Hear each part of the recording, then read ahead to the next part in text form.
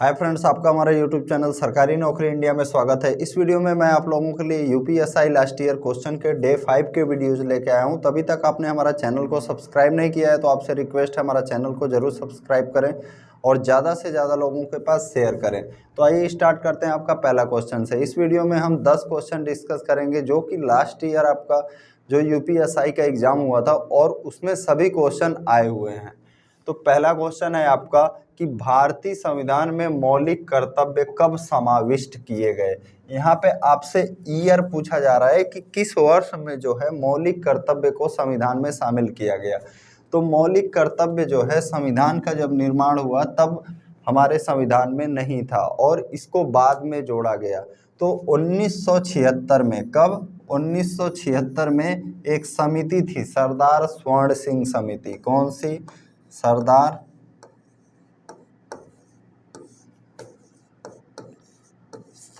स्वर्ण सिंह समिति।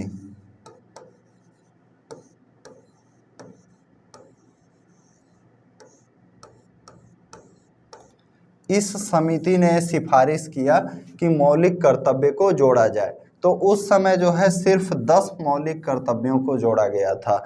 अभी लेकिन वर्तमान में फ्रेंड्स 86 अमेंडमेंट 2002 और एक किस अमेंडमेंट द्वारा जोड़ा गया था? 42 अमेंडमेंट द्वारा, 42 अमेंडमेंट के थ्रू ये जोड़ा गया था। लेकिन जब 86 अमेंडमेंट हुआ 2002 में तो उसके तहत जो है 11वां मौलिक कर्तव्य जोड़ा गया। इसमें क्या है, जो भी माता पिता है या संरक्षक हैं अपना 6 से 14 वर्ष के बच्चों को बेसिक शिक्षा का अवसर जरूर प्रदान करेंगे।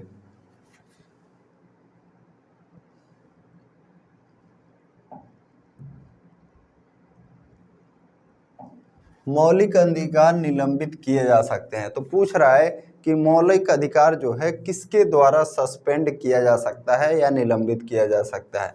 तो देखिए, आपातकाल के दौरान। कब? आपातकाल के दौरान आर्टिकल 352 के अंतर्गत। कौन सा अनुच्छेद है? 352 के अंतर्गत जो है आपातकाल निलंबित किए जा सकते हैं। और इसको निलंबित कौन कर सकता है? राष्ट्रपति। तो ये आप जरूर याद रखेंगे। लेकिन आपका कौन कौन सा अनुच्छेद जो है मौलिक अधिकार नहीं निलंबित होगा, वो है अनुच्छेद 20 में जो आपका मौलिक अधिकार है, और अनुच्छेद 21 में। अनुच्छेद 21 में आपका क्या है? जीवन एवं आपका व्यक्तिगत स्वतंत्रता। कौन सा? जीवन एवं व्यक्तिगत स्वतंत्रता। नेक्स्ट क्वेश्चन, निम्नलिखित में से कौन से अनुच्छेद में समता का अधिकार का प्रावधान है? समता का अधिकार या समानता का अधिकार? तो ये हो जाएगा आपका अनुच्छेद 14। अनुच्छेद 14 में आपका समता का अधिकार है। अनुच्छेद 19 में आपका स्वतंत्रता का अधिकार के बारे में है। अनुच्छेद 21 में आपका जीवन एवं व्यक्तिगत स्वतंत्रता है। निम्न में से कौन सा मूल अधिकार केवल भारतीय नागरिकों के लिए है? तो देखिए, जो मौलिक अधिकार है, कुछ मौलिक अधिकार जो है भारतीयों के लिए है लेकिन वो विदेशी लोगों के लिए नहीं है। तो ये बहुत ही इंपॉर्टेंट क्वेश्चन है, आपको पता होना चाहिए। 15, 16, 19, 29 और 30। आर्टिकल 15 में क्या है आपका? धर्म, मूल, वंश, जाति, लिंग, जन्म स्थान आदि के बारे में विभेद का नहीं किया जाएगा। तो यह जो है सिर्फ भारतीयों के लिए है। अवसर यानी नौकरियों में अवसर के बारे में समानता जो है यह भी सिर्फ भारतीयों के लिए है। 19 में क्या है आपका?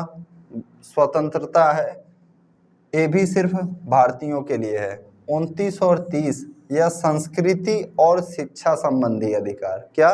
संस्कृति और शिक्षा संबंधी अधिकार अल्पसंख्यक वर्ग जो है उसके लिए है, यह भी सिर्फ भारतीयों के लिए है। अनुच्छेद 19 में जो है 6 तरह की स्वतंत्रता की बात की गई है। आपका संपत्ति का जो अधिकार था उसको 44 अमेंडमेंट 1978 द्वारा इसमें से हटा दिया गया है। कौन सा अमेंडमेंट?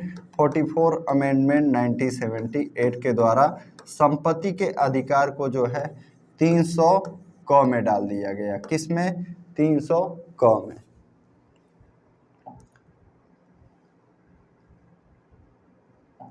राज्य के नीति निदेशक सिद्धांत संविधान के भाग 4 के किस अनुच्छेद में निहित हैं? यानी किस अनुच्छेद से किस अनुच्छेद तक जो है आपका राज्य के नीति निदेशक सिद्धांत का वर्णन किया गया है। तो देखिए अनुच्छेद 36 से 51 तक, कितना? अनुच्छेद 36 से 51 तक नीति निदेशक सिद्धांत है। और अनुच्छेद 12 से 35 तक बात किया जाए तो आपका मौलिक जो है अधिकार है। मौलिक कर्तव्य आपका 51 क में है। किसमें? 51 क में।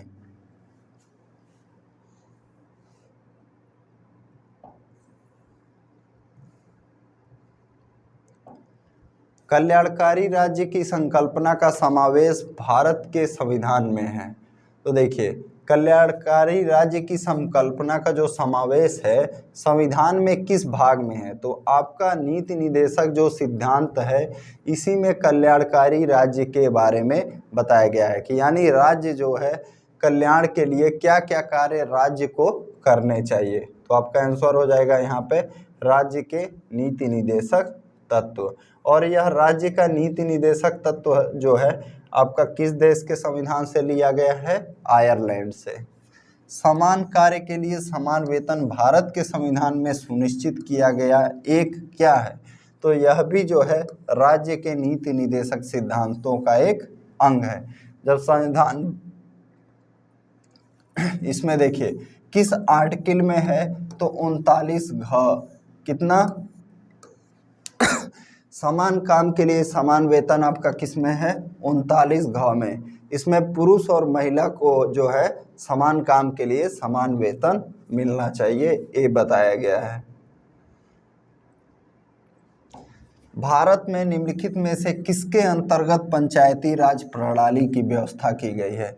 तो पंचायती राज प्रणाली की व्यवस्था जो है आपका राज्य के नीति निदेशक सिद्धांतों में, और अनुच्छेद की बात करेंगे तो आर्टिकल 40 में। किसमें? आर्टिकल 40 में जो है ग्राम पंचायतों का संगठन बताया गया है। तो ये भी बहुत ही इम्पोर्टेंट है और बार बार पूछा जाता है कई एग्जाम में। आर्टिकल 40 आपका ग्राम पंचायत का संगठन। निदेशक तत्व क्या हैं? तो पहला ऑप्शन है वाद योग्य, अवाद योग्य, कठोर, लचीले। तो देखिए मौलिक अधिकार जो है वो वाद योग्य है और निदेशक तत्व जो है अवाद योग्य। यहाँ पे वाद का मतलब है कि अगर आपके मौलिक अधिकार का हनन हो रहा है, उल्लंघन हो रहा है, तो आप उसके लिए कोर्ट जा सकते हैं। लेकिन अगर नीति निदेशक तत्व जो है आपको उल्लंघन हो रहा है या उससे आपका अधिकार के तौर पे आप उसमें कोर्ट में नहीं जा सकते हैं, इस वजह से नीति निदेशक तत्व क्या हो जाएंगे? अवाद योग्य।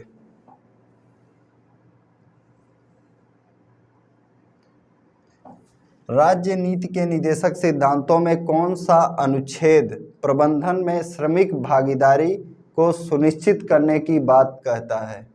तो देखिए यहाँ पे ऑप्शन क्या क्या है? अनुच्छेद 39 है, अनुच्छेद 39 बी, अनुच्छेद 43 है, अनुच्छेद 36। तो यहाँ पे जो आपका आंसर हो जाएगा आर्टिकल 43 ए में जो है प्रबंधन में श्रमिक भागीदारी को सुरक्षित करने की बात कही गई है। तो ये फ्रेंड्स इस वीडियो का जो है लास्ट क्वेश्चन था। तो अभी तक हमारा चैनल को आपने सब्सक्राइब नहीं किया है, शेयर नहीं किया है, तो इसको ज़रूर ज़्यादा से ज़्यादा शेयर करें।